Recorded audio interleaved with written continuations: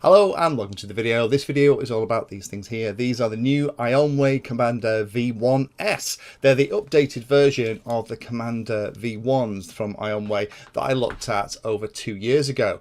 Now it's amazing to think that it was 2 years ago that I looked at these things, because they are, for me, the best of all the non-Fat Shark compact binocular style goggles that I've looked at. And everything that I tried, if you remember back 2 years ago, lots of people were trying to break into the FPV goggle market and there were some absolutely horrendous bits of kit. But the Commander v1s were by far and away the best. In fact, so good that I continue to recommend them through my kit list picks and what kit you should get videos that I do about once a year. Now, the Commander v1s's, when they first came out a couple of years ago, were about £350, and they had some amazing features. They had an integrated on-screen display inside, the receivers were built in, so you got everything that you needed, but there were a couple of things in my review that I thought they should change. And now, rather than cost £350, the new version, which I have had on test for about a week, is now only about £216 for the one I got mine from Banggood. So I'll put a link down below, you can go and have a look. Looks like it's a promotional price, which is why I'm kind of getting this video up right now. Normally I'd probably give about another week with the goggles to really kind of bed them in before a review, but by then this promotional price will have gone, so you might have missed the boat. So if you aren't aware of AOMWAY and the Commander v1s, let me very quickly cover what's inside here, because all of the stuff that made the original Commander v1s so nice is all still in there, which is great news. So it's a field of view of 32 degrees. The lenses are actually glass, which is very nice, gives a much nicer picture. The panel size is 854 by 480. That allows you to have both a 4:3 and a 16:9 switching image, which is brilliant. There aren't enough goggles that do that. Also supports 3D, has the same IPD adjustment on the bottom as the originals, 59 to 69 millimeters. I need mine right in the middle, just like I do for things like Fat Shark goggles. It has a little stereo output jack at the top. You can change the brightness contrast. There's a channel selector on the top. You've got a display mode and DVR. It has a DVR in here as well. It'll switch automatically between PAL and NTSC.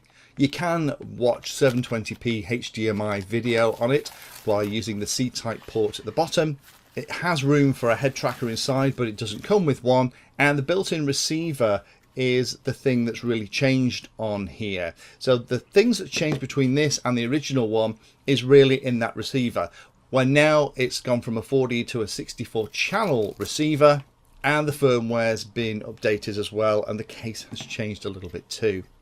There is also an auto scan function, so you can hunt around for the strongest signal that it can see if you're not sure what signal your model's on when you fire it up. So the image, it looks very, very similar to the ones in the original V1. So what I'll do is let me see if I can get the camera in here and actually do a little bit of filming to kind of show you what the different on-screen display looks like. I am impressed that they had this on-screen display showing you what was going on with more detail and things like the channel numbers showing and all that jazz, even things like the battery voltage, which is so nice. They had that 2 years ago, and leading manufacturers, as I'm recording this on the 6th of June, still have yet to bring out a set of goggles that are as good as the AOMWAYs for those kind of things. So let me just grab the camera and stick it in one of the lenses. It is quite tricky to get it focused because it's not really designed for this. So hopefully you can see that. We have the 16:9 image. We can flick through the different modes. There's the 4:3 image, and you have the black bars at the side. And then you can go through with the HDMI and the others as well. And hopefully at the top here you can see that there is the voltage. It's also showing the mode. And then as I change the channels, the channel information is also shown as well. A brief press of the channel change will change the channel on the band that you're using. If you press and hold it, it'll change the band. LCD style panel, but it produces a very nice image, and there have been an awful lot of supporters of this kind of goggle. To use the DVR, you press and hold the DVR button for 3 seconds, the little DVR icon comes on the screen, you press the DVR button again briefly and it starts recording. So in summary, what do I think? Well, for £216, these are spectacular FPV goggles. They work really well. They have everything that the original did. You know, they have all of the controls where they want. They've even taken into account some of the feedback and even things that I was picking out in my original review. Daft things like there's actually stuff printed on here, so if you want to try and figure out which your mode button is and which your DVR button is, it's really simple to see. It's actually written on the top. That might sound like a really simple idea, but an awful lot of goggles and things don't do that, so it's good to have that there. A bit odd having the headphone jack here on the top. You'd expect that to be on the bottom, but to be honest, I don't tend to use headphones a lot when I'm flying anyway. I do like the fact that it now comes with both a patch antenna and a circular polarized antenna as well, rather than the whip aerial. No one's going to use the whip unless you're flying a whoop or something indoors. Now has the 64 channel support, so you should be able to see whatever channel the model is actually using. The fan is really quiet compared to some of the other fans that I've had in other goggles. It works really nicely, and it's not one of those intrusive things that you're aware of that's running all the time. Great to see 4.3 and 16.9 support, and that's changeable really quickly by the press of a button. And I'm just so impressed that they've brought this out. And I don't know whether that price is going to stay that way or it's just a promotional price. But if you're looking for binocular goggles, these work well. They even have all the little things inside for you to put the diopters in if you need sight correction. Obviously not great if you wear glasses. Something like the Quantum Cyclops is probably going to be a better option for you if you need sight correction and you can't get away with it with diopters. But if you don't, then this is great. I do also like the fact that you can take the top band off. Now the top strap is something that I'm not a huge fan of. I'm usually wearing a cap or something at the field anyway, just to keep all this cool and to keep my my head from getting too warm. But the top strap does come off, so it does make it look more conventional rather than the gas mask style connector. And a lot of people that I see running with these don't put the battery in the back. Having the battery at the back does pull the strap down. You tend to find that they'll buy the longer cables that you can get for these things, and they'll have the battery in their pocket, and they'll have something like a 3000 milliamp hour pack that will last them for a whole weekend. A couple of things that I would have still liked to have seen on this. The first is that there's no diversity reading. I do seem to see it saying which antenna it's using, which is nice, but an idea saying me what kind of signal strength would be really handy. I guess I've been a bit spoilt by using things like the rapid fire since I did the review of the original ones of these. But I do like having a visual indicator of how far I'm pushing my FPV signal. So that would have been a nice addition. So maybe a firmware update, AOMWAY, would be cool to just have that and have the option for that. There is the option for the head tracker. We have the head tracker port at the bottom, which is a kind of PS2 style connector. That doesn't appear to be included.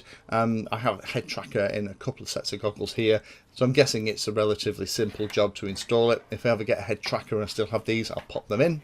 Still no USB connection for updating and changing things. Modern goggles, in my humble opinion, should have a USB connector so that you can plug it into a computer, flash firmware, but also have a companion app if you wanted to move things around, change where the on-screen display appeared if you have models of a certain layout that you like, or do things like allow to save custom settings and setups. But there is the SD card that you're probably going to be able to use for updates. Built-in diversity seems to work really nicely. The sensitivity of the receivers seems absolutely fine, just like the original did. So I'm glad to see they haven't changed and buggered about with that too much. But be aware, of course, that because of that, there is no opportunity to swap the modules in this. If you want to fly 2.4 or you want to change and try a crossfire module or anything like that, that's what these goggles are not about, all that. It's everything you get in the box, with the exception of a battery, is there when you open it, so you can be flying very quickly indeed. And the last comment for me is I'm not a huge fan of this shiny black finish. It is a fingerprint magnet. I would probably like to see some decals or something, decal sheets to go over the top, because it always looks scruffy. So I really don't know why they didn't go for a more matte finish. Hopefully they'll change that as they continue the run of this product. So in summary, if you had the Commander ones and loved them and haven't got them anymore and wanted to replace them, you will love these as well. Or if you are trying to get a set of binocular goggles that do everything and that you don't have to buy everything for, and work out the box that supports 16:9, 4:3, have a DVR, have a fan, have all that kind of stuff, I think for the money, these are pretty hard to beat. Thanks for watching the video and watching right to the very end. You can find me in all the usual places on social media, and if you like the video and like what I'm doing here, then hit the subscribe button and hit the bell notification icon too. If you really like what I'm doing, you can go the extra mile and become one of my Patreons for access to me directly for support, and also giveaways and regular updates too. If you're looking for particular content, then check out the playlist. I organise all of my videos into playlists, so if you're looking for a particular topic, you can find everything here. If it's called Introduction To, it's designed to start very simply and build on that simple introduction to teach you all about it. If it's called For Beginners, then that is really aimed at people who are brand new to that part of the hobby. You can also search on YouTube for anything that you're interested in using the search function at the top. So iNav Painless 360 will find all of my videos and even the playlists around iNav. So thanks again for watching, and happy flying.